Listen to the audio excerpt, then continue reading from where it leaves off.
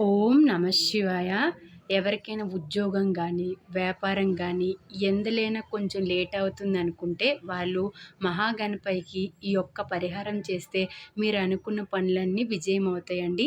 ఆ పరిహారం ఏంటంటే, ఒక గాజు బౌల్ తీసుకొని మీకు ఏ కోరికైతే ఉందో ఆ కోరిక ఒక పేపర్ మీద రాసి ఆ గాజు బౌల్‌లో పెట్టండి. పెట్టిన తర్వాత అందులో కొన్ని బియ్యం వేయండి. కొన్ని బియ్యం వేసిన తర్వాత 8 నాణ్యాలు తీసుకోండి.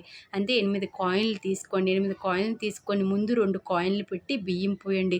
తర్వాత మిగతా 3 పెట్టి బియ్యం పోయండి. తర్వాత ఉన్ని కాయిన్స్ కూడా పెట్టేసి బియ్యం పోసేసి దాని మీద మహాగణపతి విగ్రహం పెట్టేసి దానికి పసుపు, కుంకుమ బొట్లు పెట్టేసి 3 లవంగం మొగ్గలుంటాయి కదండీ! లవంగాలు పెట్టుకొని అలాగే దాల్చిన చెక్క మిక్సీ కొట్టి ఆ పౌడర్‌ని వేసుకొని మీ కోరికను చెప్పుకొని చేసినంత సేపు ఓం గం గణాధిపతయే నమః, ఓం గం గణాధిపతయే నమః అనుకొని ఈ పరిహారం చేస్తే మీ కోరికలన్నీ నెరవేరుతాయండి. తప్పకుండా నెరవేరుతుంది. ఎవరు ముట్టు అంటురాని చోట పైన పెట్టుకొని ప్రతిరోజు ధూపం వేసుకోండి.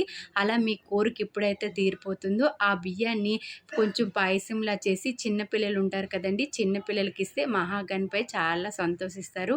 సాక్షాత్ మహాగణపతికి పెట్టినట్టుకేనండి ఆ ప్రసాదము. అలాగే ఈ కోరిక వారం టైం పడుతుందండి దేనికైనా. కానీ కోరిక తీరుతుంది. ఓం గం గణాధిపతియే అని అనుకోని చేయండి. మీ సంకల్పం చాలా గట్టిగా ఉంటే తప్పకుండా నెరవేరుతుందండి.